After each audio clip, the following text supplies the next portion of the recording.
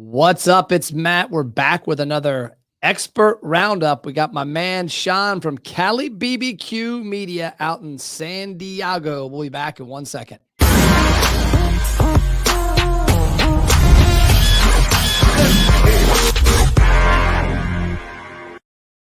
Sean, do me a favor and at least lie to me and tell me that it's snowing and cold and miserable in California right now. It's not snowing, it's not cold, and it's not miserable.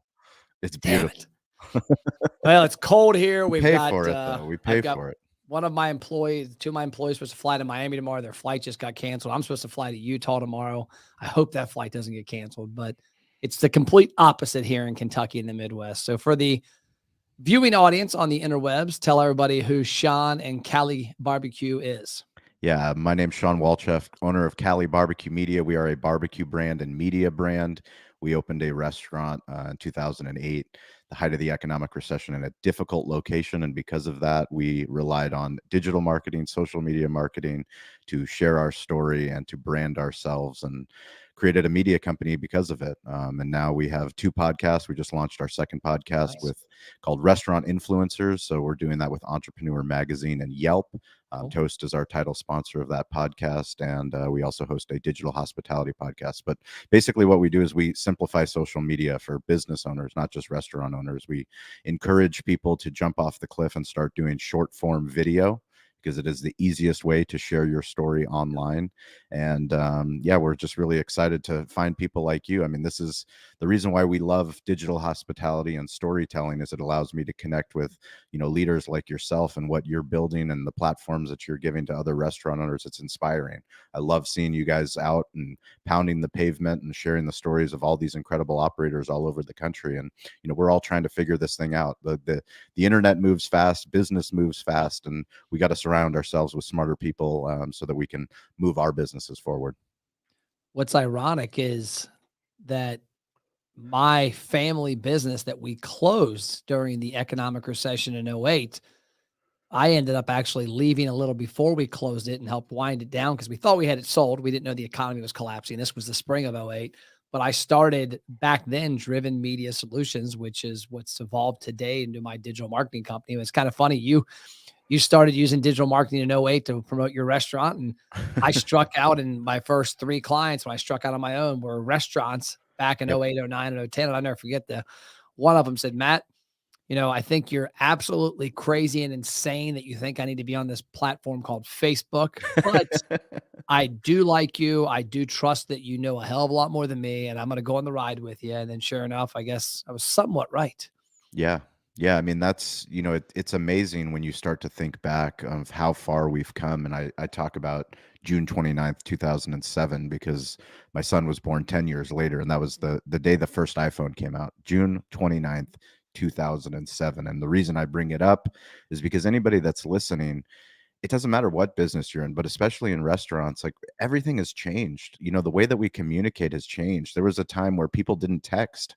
They would only use the phone to call people. People did, they would leave a voicemail. People don't leave voicemails anymore.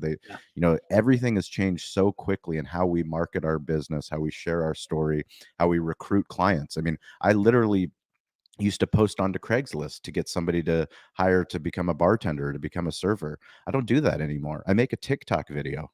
I mean, what we've learned in 14 years has continued to evolve, and what we're going to do 3 years from now, it'll be different. But ultimately, it's going to be storytelling. It's going to be audio. It's going to be video. It's going to be words, and it's going to be images.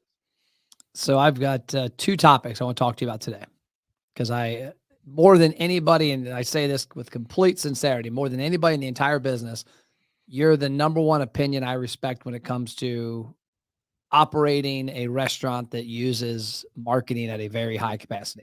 I appreciate that. That means a lot for how many restaurants you talk to and work with. I talk to a lot, and it's kind of depressing, because I was just telling a guy a minute ago, I said, actually the gentleman that made a comment, he's saying a comment. There he is. I guess I'll go ahead and bring it in here. This is Doug. I was just talking to my man, Doug. He saw you on last week's thing and said he's now using TikTok because of you. That is that's a piece of content right there. That's fantastic. I'm going to follow Doug. I'm totally going to follow Doug now. This is fantastic. Live broadcast. live I'm going to broadcast. follow Yep. you, Doug, after the show.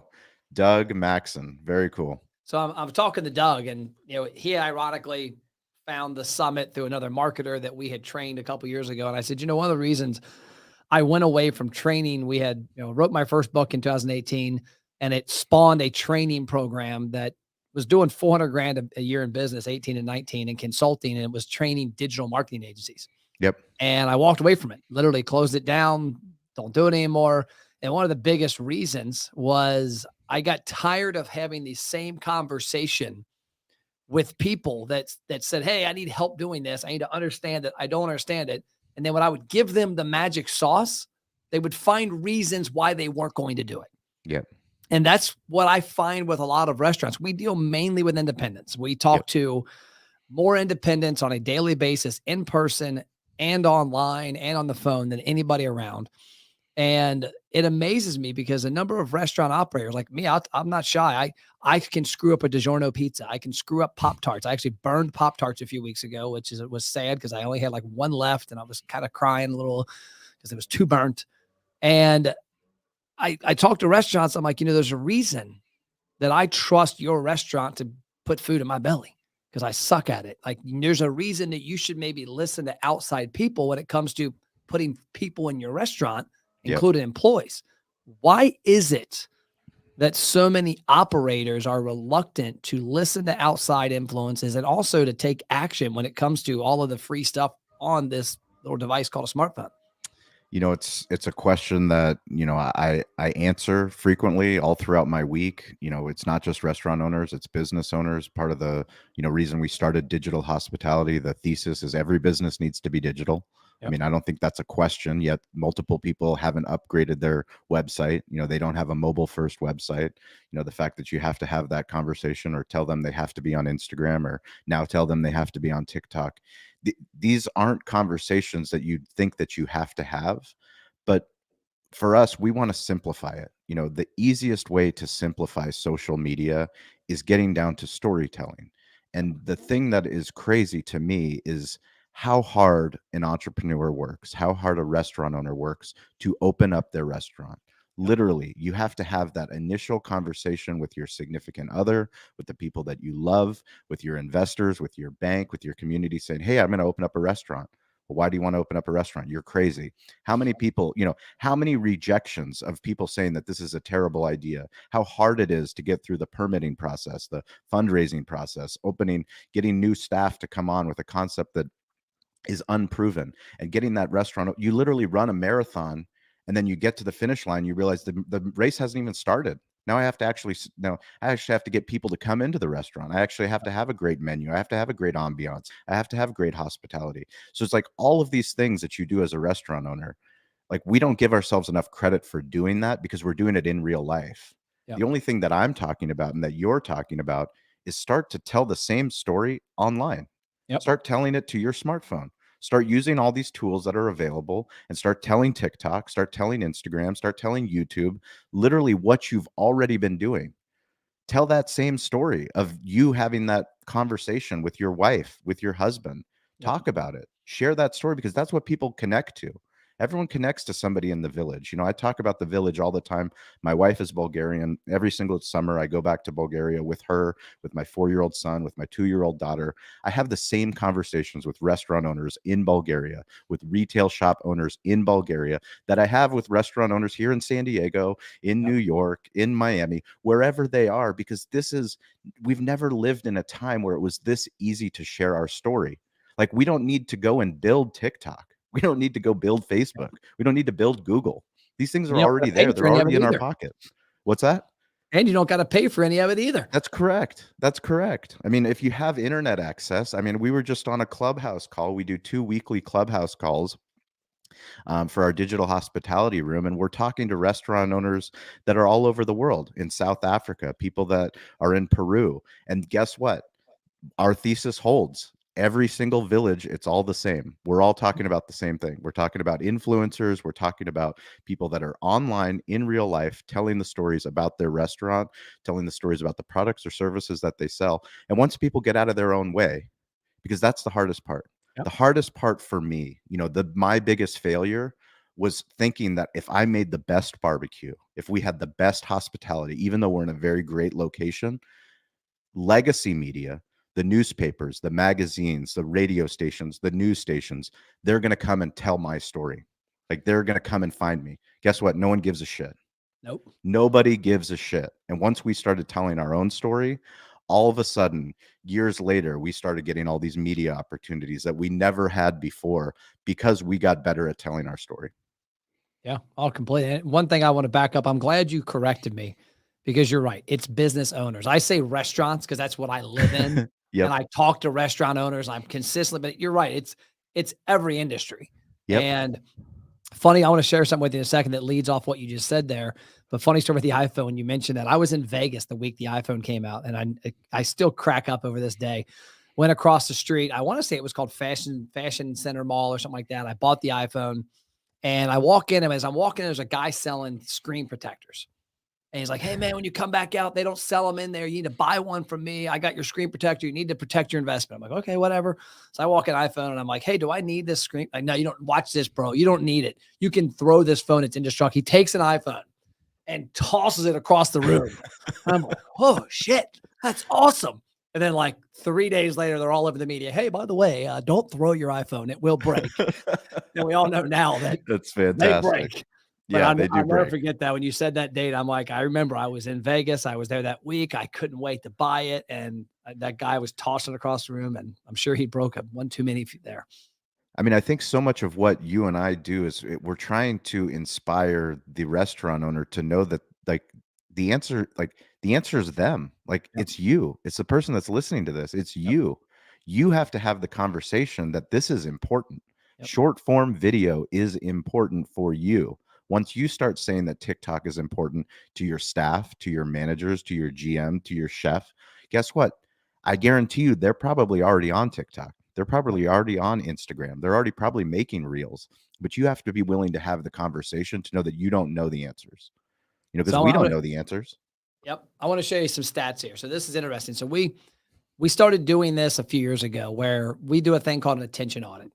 And the concept of it is money follows attention. That I'm a massive proponent. I don't care if it's a like, a comment, a share, a video of you on TikTok, Instagram, LinkedIn, Snapchat, YouTube.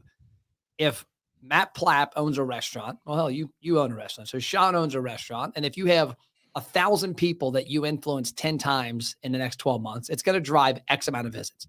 Mhm. If you make that 1,000, 5,000, and you don't influence them 10 times, you influence them 100 times, it's going to drive X amount of visits. Money follows attention. So we've always done this thing called an attention audit where we look at 6 key components that are important that I've seen without a doubt are the biggest influencers in getting you attention. And we always kept track of it internally because we would have restaurants we talk to and say, "Hey, by the way, on our scale of 1 to 6, you're a 3. And here's why. And here's where we think you're missing the gap. And here's what you could do." And so we actually, about 2 months ago, I'm looking at these stats internally. I'm like, why don't we publish this? Like, Yeah. we've never publicized this. And so I literally had our guy, we don't even have it on the menu yet, but I'll share my screen. I want to walk you through these because this to me is crazy. So it's americas.com, americasbestrestaurants.com/stats. There's no Yep. menu on our website if you go to it, but it's live. It's .com/stats, americasbestrestaurants.com. And we pulled through. And so there's 6 things that I look at that to me, if I owned a restaurant, which one of my goals in the next 24 months is we're going to buy a restaurant just for the simple fact of proving what we do and having some I skin in love the it. game. But one of the things that we look at, the 6 things are mobile friendly website. Is there a tool in your website gathering data? Is there a tool in your restaurant gathering data? Is somebody actually using the tool in your restaurant to gather data? Is there email and text automation tied to the back end of that data gathering? And last but not least, are you gaining solid social media engagement? And I am personally, the next topic I want to talk about when we get done with this is that last part, because that last part to me is one of the biggest ways to solve your employment problem, in my Yep. opinion. But when I looked at this, like at first, it kind of makes me scratch my head. I don't know how. And this is updated live, by the way. If one of my team were to go in there and fill the form out like they do every hour all over the country, then it would update it. But it's beyond me the fact that there's 26% of restaurants out there that still have a website from Al Gore's design. It's amazing. That It's amazing. that blows me away because websites are I remember back in the day, 15 grand to get a website. You can get a website on Upwork now for $100, It's amazing. and you can probably get them free from certain software companies for paying the monthly fee. But Yep. that cracked me up. The next part is you've got people like now more than ever, people are going to restaurants' websites because of the pandemic, because of scan the QR code to go look at our menu. I was actually just looking at the stats today from one of our clients, and they have gotten 1,900 people to join their email text VIP club through their website. Majority of them have come from scanning the QR code in the restaurant to go there. We have it set up on a delay so they don't get an offer while they're sitting in the restaurant. That would be dumb. They're already there. But those people are coming back to the restaurant at a clip of 78%, which makes Amazing. sense. Somebody's in your restaurant, they're going to come back. But the website gathering tool, and then you look at that 34%. I mean, 66% of restaurants, if I go to their website right now, there is no way for me to give that restaurant my information, which is comical. The next part is in-store. And this is where it goes completely to a shit show. That 6% of restaurants that you walk in, and I eat out every day. Like I had this morning, had breakfast yesterday. I had lunch yesterday, lunch today. I'll have dinner tonight with my wife and kids. We eat out all the time. I would be willing to bet I eat out as much as any consumer in this country. We suck at using our kitchen. Like I burned Pop-Tarts. That gives you. And by the way, I'm wearing my Pop-Tarts. I got an important question for you. Yes. I got my Pop-Tart socks on today. I don't know if you can see them. There you go. Do you toast your Pop-Tarts or not, Sean? Toast Pop-Tarts. I don't eat Pop-Tarts. What? I have my my wife is not down with Pop-Tarts. Oh my gosh. So I'm gonna my Bulgarian wife is just she makes makitsi, which is fried Bulgarian bread, which isn't good for my diet, but it's very tasty. Okay, well, I need you to do me a favor in the next month. Okay, give me your address. I'll mail you some Pop-Tart flavors. Okay, no problem. I need you to try a Pop-Tart, toasted and untoasted, and give me back, because I'm an adamant believer that Pop-Tarts are meant to be popped, which means toasted, and too many people are not allowing Pop-Tarts to live their life correctly. But different topic. Okay, I actually believe that. I've never even thought about having a Pop-Tart that wasn't toasted. It's crazy. It's an epidemic. Is that a thing? It is. It is. Oh my goodness. Matt, how many people on the YouTube poll? It was like 70% don't toast them. That's crazy. absurd. So the next part is in-store. Is that if you go into 100 restaurants, 94 of them will not have something in the restaurant that I can give you my information, which is insane to me. Yep. 97% of them won't even attempt to ask you. You know, there's three questions. I've been talking about this recently. There's three questions I always hear at every restaurant. How you doing? What do you want today? And how much, or how you paying? And nobody actually gives a shit how you're doing. Like if I see you at a hallway walking through the gym and go, hey, Sean, how you doing? I don't actually care. Yep. So like eliminate the conversation. It's such a lazy question. Yeah. And that's one thing I'm working on a thing. I got to figure out if it's got to be received correctly, but we have a training course that our clients get, and I'm working on a module called I Got 99 Reasons and a Pitch Ain't One. And the concept is here's 99 conversations your servers and bartenders can have with customers that are the complete opposite of how you doing. One of them is question, are you a Pop-Tarts fan? And if so, do you toast your Pop-Tarts, yeah or nay? That's one of them, because I think it engaged a conversation. There's a whole other tie to it. But then email automation, somebody does something and an email happens, a text happens. I was telling a guy the other day, he didn't know this was possible. I said, dude, you realize that if somebody engages in a Facebook post on your page, they comment on it, that there's a way to automate a conversation to Messenger, which then goes to email and text, which also can tie into Facebook, Instagram, and Google to retarget people, so that somebody comments on that post, like the Pop-Tart post. They say, yeah, I toast them. You'd be crazy not to. And all of a sudden it goes in Messenger and says, hey, Matt, thanks for commenting. By the way, you want a free burger your next visit? Hell yeah. Click the link. Boom. I'm explaining to them, like, that triggers an email, that triggers a text, that triggers a Facebook and Instagram retargeting campaign, because you know that person took a deep level engagement. Well, right now, less than 1% of restaurants are doing automation like that. And it's not hard. It's not expensive, but only 15% are automating conversations when people give a birthday, things like that. And the last one's social media engagement. So my question to you, because I'm on a mission with this. My next book I'm writing is, the working title is Outsmart Because You Can't Outspend. I have a phrase I use: you can outsmart or you can outspend. Cali Barbecue, you can outsmart Chick-fil-A or outspend them. Well, you know it and I know it. You can't outspend Chick-fil-A. You can't outspend the big boys, but you can outsmart them. But what I'm finding is restaurants are failing miserably at outsmarting anybody. Small businesses are failing miserably. What stands out to you the most when you see these stats? And what would you tell a restaurant owner, like an order of importance here? I mean, definitely the thing that I see people fail the most is the mobile friendly website. I'm surprised that it's at 74%, honestly, from Yeah. just looking at the restaurants that I visit locally in my community. You know, if I look at all the restaurants that don't have a mobile friendly website, that don't have an easy way to order online, Yep. because it's one thing to have a mobile friendly website, but if you have a link that goes to a PDF menu, that's bullshit. That Oh doesn't do my you any good. gosh. I mean, It's terrible. it's unbelievable. You know, the same thing with if you have a QR code in your restaurant and a QR code that goes to a PDF menu that you can't order. I mean, I'm talking about big major Oh yeah. chains that I've gone to visit, and that's what they have. I mean, Yep. you literally can't order from the table. You can't pay from the table. I mean, these things are so important to what we call digital hospitality. It's understanding that we live in an Amazon Prime world. Literally, Jeff Bezos spent his entire investment on this company on figuring out, how do I get it to one click? I Yep. need to make it one click.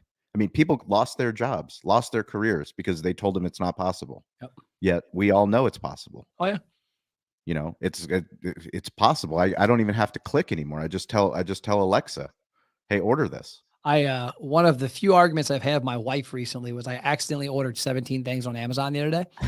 She, for whatever reason, she thinks that you put things in the shopping cart for future ideas. Oh my I God. My I wife does the same thing. I was in a hurry. My I had wife a does the same exact thing. I go, what is why are there 24 items in the oh, cart? She dude, goes, well, I'm shopping. I'm browsing. I'm like, what do you mean you're browsing?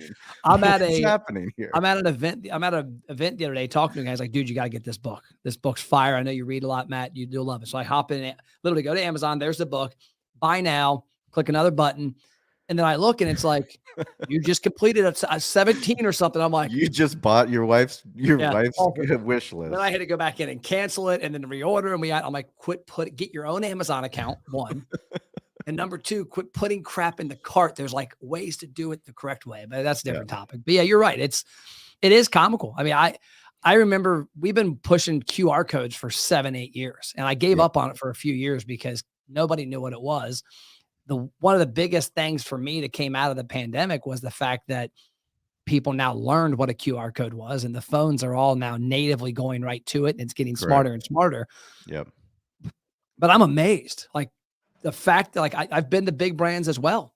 And like you scan the QR code to go to their menu on their website. And I'm like, number one of our clients right now is that 3,800 people in the last 6 months have scanned the QR code in the restaurant to get the menu. And it gave them, they got their data. Hey, your next visit, before you get the menu, do you want a waffle on your next visit for free? Hell yeah.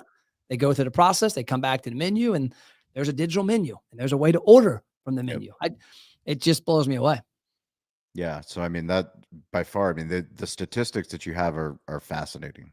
They're fascinating because it gets to the heart of why people need experts like you to help them navigate this world. Because when you get down to it and you start talking about marketing, there's digital marketing, which is all the things that we're talking about on here. Then there's social media marketing, which is a whole nother bag of tricks. Then there's the content marketing, which needs to go pretty much as a hybrid in between both of those. You need people that understand this ecosystem, and you need people that not only understand it, not only are experts, but also are humble enough to know that we don't know everything. Like, I know how much work you put into educating yourself and your team, how much work you spend not only speaking at conferences, but attending conferences. And I think that's so important for people to start understanding, is like, this, you're not going to figure it out yourself. I can't produce 2 podcasts if I didn't have a team of people that are way better at what they do than what I do. I need to lean into my strengths, and I'm leaning into my strengths.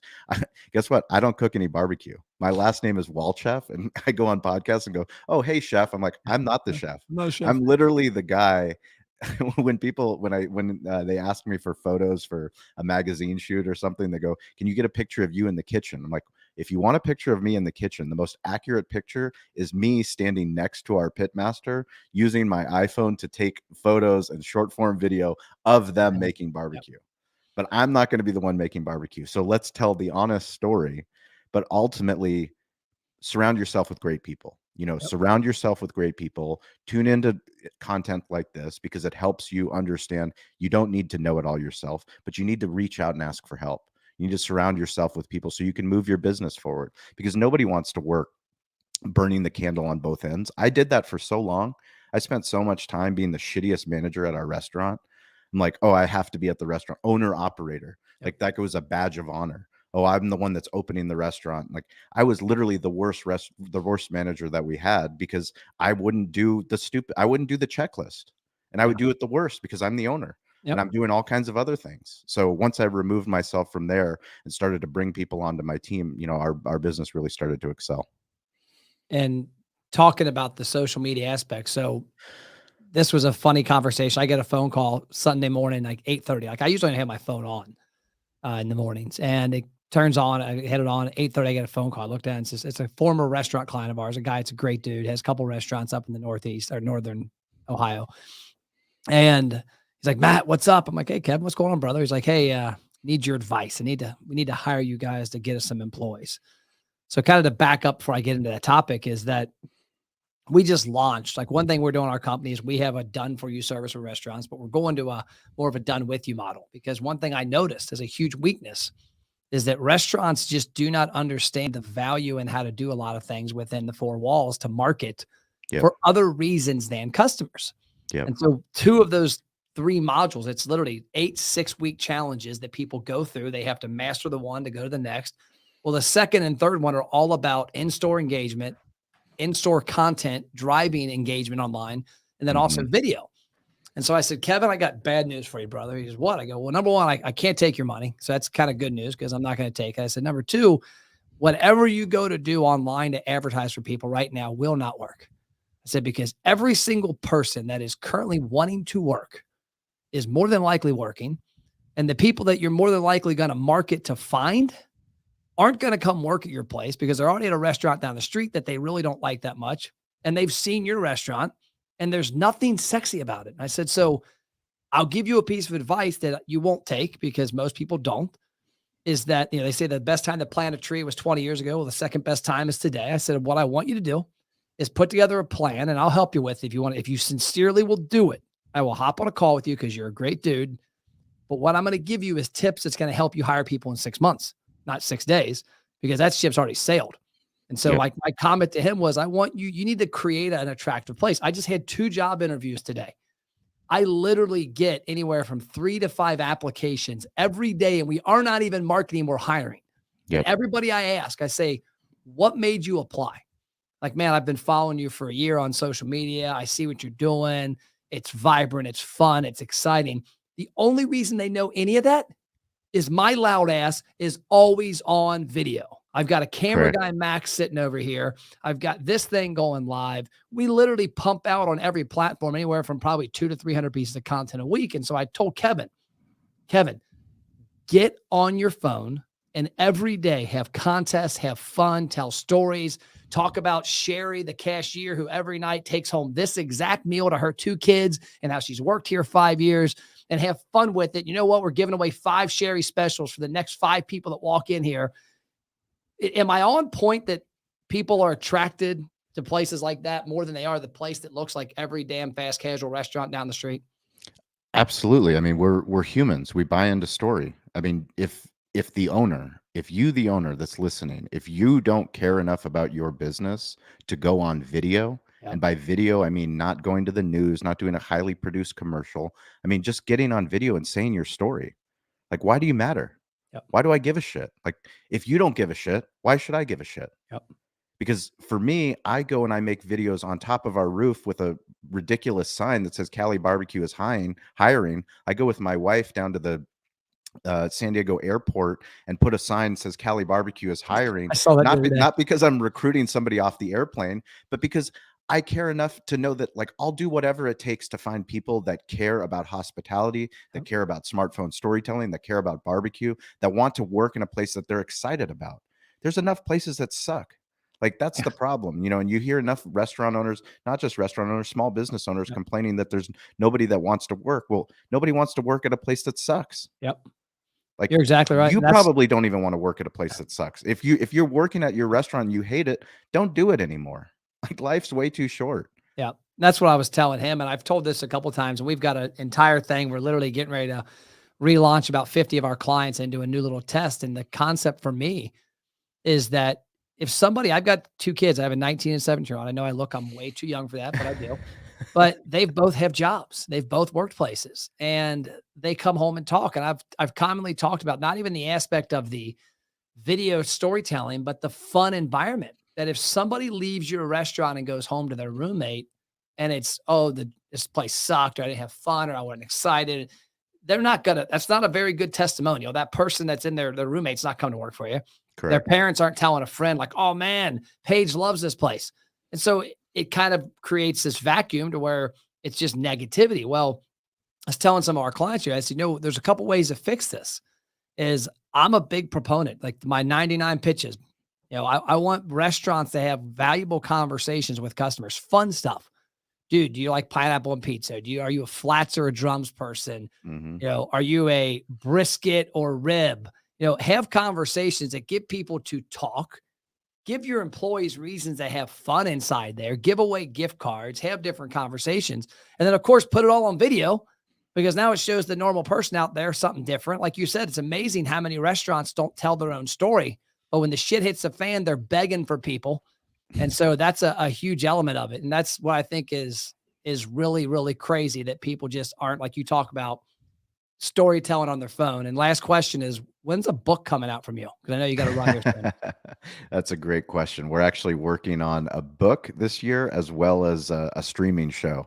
So Nice. we know that the video show that we produce, the Restaurant Influencers podcast, it's really put a lot of things into perspective as far as content creation, what we do in real life when we produce the show, what we do virtually. But we know that, this is a time where content is king. We're talking about Netflix, Amazon Prime, Apple, Entrepreneur TV. There's so many different places that you can share your story, but it all starts with your smartphone. Yep. Like you have to capture what you're already doing in real life. And what I would challenge anybody that's listening is, the chances are you probably take photos of your family. You probably post those personally on Facebook. Instead of taking a photo wherever you go on family vacation, do a short video, because I guarantee you what changed for me was starting to understand that those short videos, those family videos, those can be business videos. Like the more that instead of taking a photo, you start to do a micro video, a 10-second video, a 15-second video, you'll start to see it's showing versus telling. Yep. An image is one thing, and they say image is everything. Well, video is a completely different perspective, because now you're showing the whole story. Now you're bringing people in, and the more you bring people in, the more you inspire people to come to your restaurant. I love it. I appreciate you coming on. We could talk all damn day. I know we have both got things to do. What's the number one place people should follow you right now? Is it TikTok? Is it Snapchat, Instagram? Where should people TikTok find you? at TikTok. Sean P. Walchef, ShawnPWalchef. Interact with me, write a comment that you found me through Matt and Deep Work and everything that you guys do, and I'll follow you back. We believe a rising tide lifts all ships, so the more we can engage with each other, doesn't matter where your restaurant is, we love to hear from you. Cool. I appreciate your time, brother, and have fun out in the Appreciate your sun. time. I'm gonna get shoveling tomorrow. You're the best. Thank you, Matt. Hey, Sean.